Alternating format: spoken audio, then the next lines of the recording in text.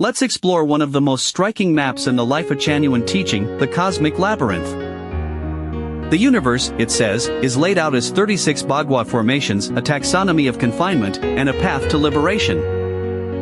It sounds elaborate, but the heart of it is simple: see through the formations, and you walk free.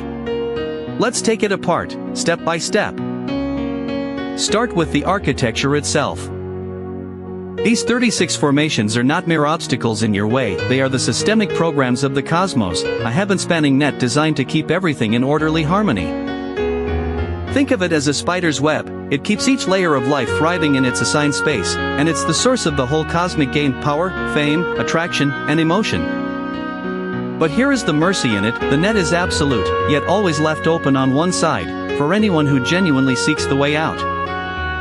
So where exactly do these formations catch us? They appear across three spheres of entanglement. The first sphere is cosmic, the physical and the destined: fate, time, space, gravity, structure, nature, fixed number, and life and death. The second is social, the relational webs of ethics, belonging, and emotion. And the third is internal, the psychological traps: desire, mind, intelligence, thinking, instinct, sloth, and wisdom.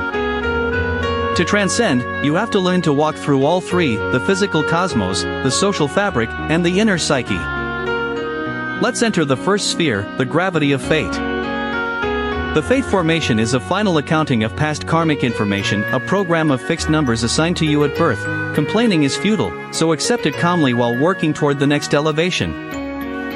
The gravity formation is subtler, and antimatter gravity pulls souls together in proportion to mutual debt, and wherever that gravity is strongest, life reincarnates toward it. And the structure in space formations confine us to the human environment. To escape, you must format out the human consciousness and install a celestial one. The lesson of this whole sphere, cosmic law, is the ultimate fixed number, and resisting it only breeds needless suffering. The most haunting of the cosmic traps is time. Time, the teaching says, is not a causal force, it's merely a recorder of material motion, and the human script of arising, abiding, and passing is already pre-written: birth, aging, illness, death. So how do you escape a script that's already written? First, shift the anchor, mentally place yourself in the celestial islands of the Elysium world, not in the human realm. Second, separate the observer from the actor, watch your human self as if watching a character in a film. And third, realize the true self: the character in the drama is transient, but the observer is Buddha, is nature, is celestial. Now the second sphere, the webs of affiliation, the ties that bind us to the crowd. These are real bonds dissolving into open space, and there are two great formations here. The belonging formation feeds the human need not to feel like an aimless cloud, so consciousness attaches to nations, races, religions, parties, and clans. The escape is to become a citizen of Earth, serving all humanity rather than drifting inside one isolated circle.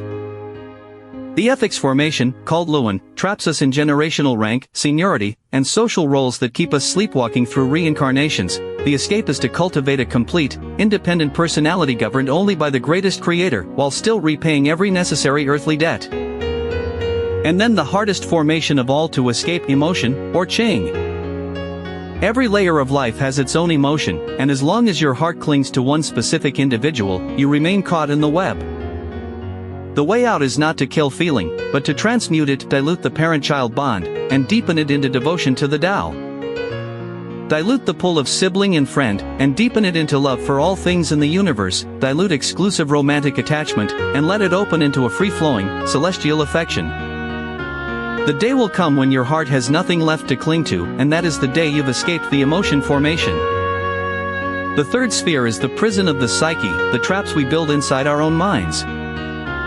At the center is desire. Humans carry 8 great desires: food, sex, possessions, pleasure, life, fame, superiority. Control and desire works like a nose ring on a bull, ensuring a lifetime of exhaustion and endless dissatisfaction. There's also the sloth and pleasure formation, the cyclical gravity of ease, where the pursuit of comfort leads to decay, cycling endlessly from lowly to noble and back to lowly. And the deepest illusion of all is the mind formation, called Xin. The Buddha taught that past, present, and future mind cannot be grasped. The mind itself does not exist, it is purely a Bagua formation. That leads straight into the wisdom paradox, and here intelligence itself becomes a trap. In the human world, the clever are flowers, not fruit dazzling, yet the chase after cleverness only keeps people wandering deeper inside the formation, lost to vanity. Even wisdom is a trap. It's a golden treasure, yet a devourer of life's precious time, and a lifetime spent chasing knowledge is an unnatural detour. So what's the escape? The teaching calls it Hundun wisdom, abandon sageliness, discard cleverness, as Laozi said. Keep consciousness in a state of clear emptiness, and respond with equanimity, moving with nature, acting only as the moment calls. Let's lay the two states side by side, the dimensional shift from human nature to celestial nature. In identity and belonging, the human is bound to nation, family, or faction. The celestial is a citizen of Earth and the universe, unattached to any earthly side. In affection, the human is exclusive, clinging, possessive. The celestial is free-flowing and universal, anchored in the Tao and all living things.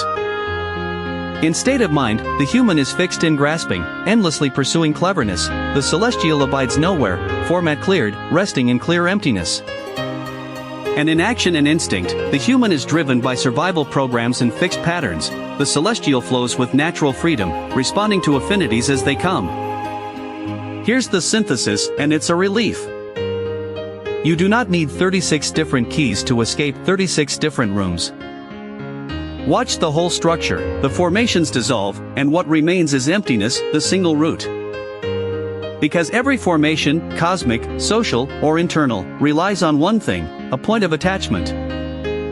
The moment attachment is severed, the complex knot of the universe dissolves, for the labyrinth was never built of stone, it was built of consciousness. The trap is the mind, and the escape is the mind.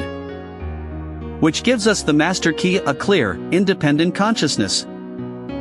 To escape any formation, you keep a clear head amid confusing appearances, and grasp the absolute essence of things. First, establish a clear internal standard of consciousness, a fixed point of your own. Second, judge every phenomenon independently, completely unswayed by immediate interest, emotion, or earthly authority.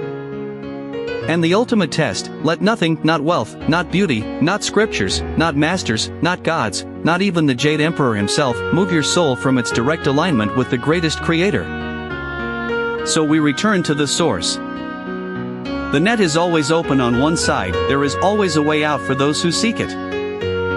The 36 formations are the beautiful, complex game of the cosmos. Treat everything as a game to be played, but hold fast to the hand of the Tao.